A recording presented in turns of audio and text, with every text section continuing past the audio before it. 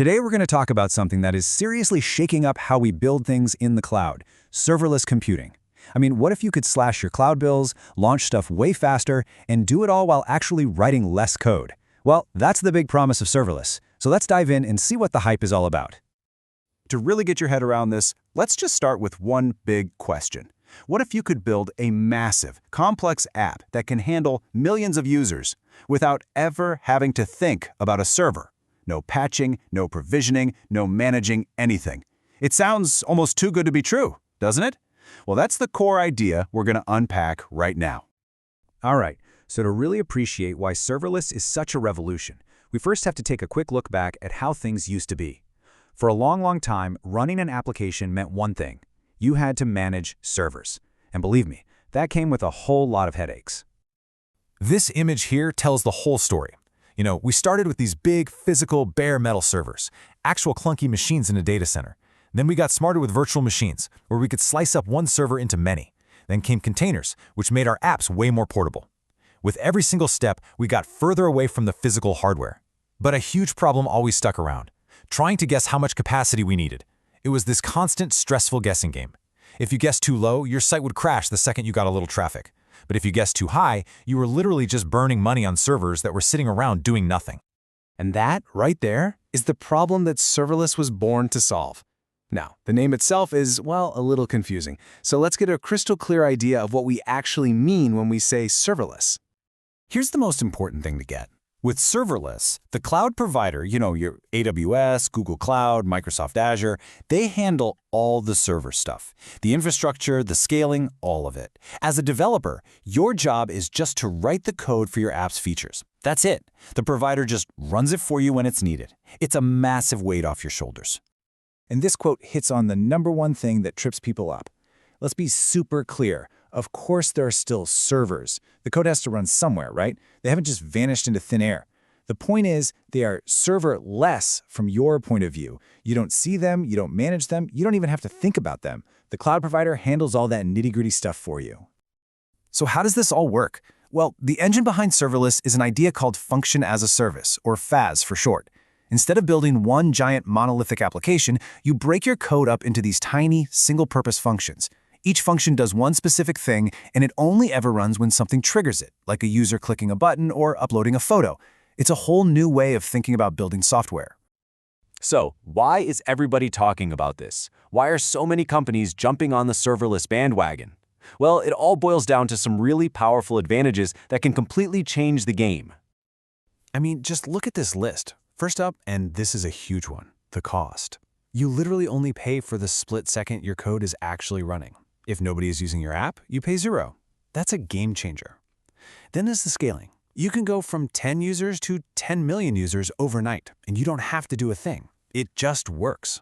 This all means your developers get to stop being part-time server admins and focus on what you hired them for, building cool new features.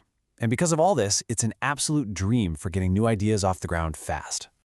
Okay, so that's the theory. But what does this actually look like in the real world? Let's take a look at a couple of places where serverless is absolutely crushing it.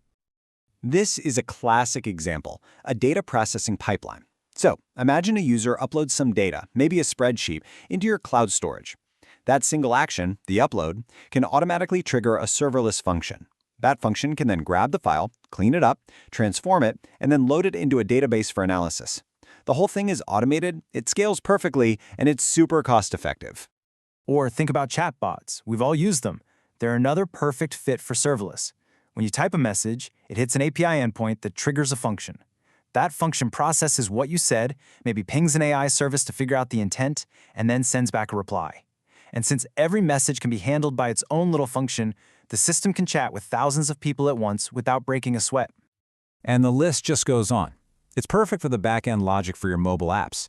It's great for the Internet of Things, processing tons of little messages from millions of devices. And it's even great for simple scheduled tasks, like running a report every night at midnight, without needing a whole server just sitting there waiting for the clock to strike 12. So, at this point, serverless probably sounds like the greatest thing since sliced bread. But, like any technology, it is not a silver bullet. It's not perfect for everything. So let's get real for a minute and talk about the challenges and trade-offs you need to know about. Okay, the biggest gotcha you'll hear about with serverless is something called a cold start. Think of it like this. If your function hasn't been used for a little while, the cloud provider lets it go to sleep to save resources.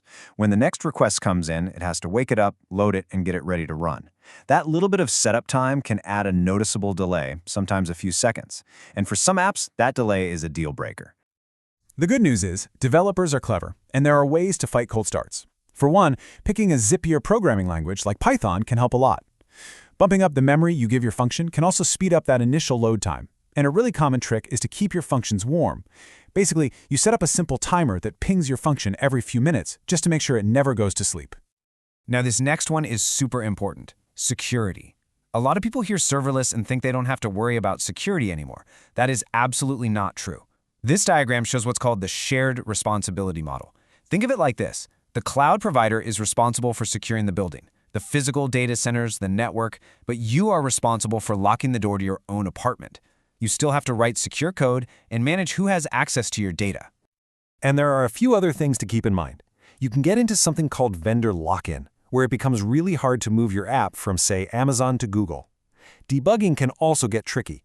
Trying to trace a problem across dozens of tiny separate functions can feel like finding a needle in a haystack. And finally, these functions are stateless. They have no memory. If you need to remember anything, like who a user is, you have to use an external database for that. So where does that leave us? Look, serverless is an incredibly powerful approach. There's no doubt about it.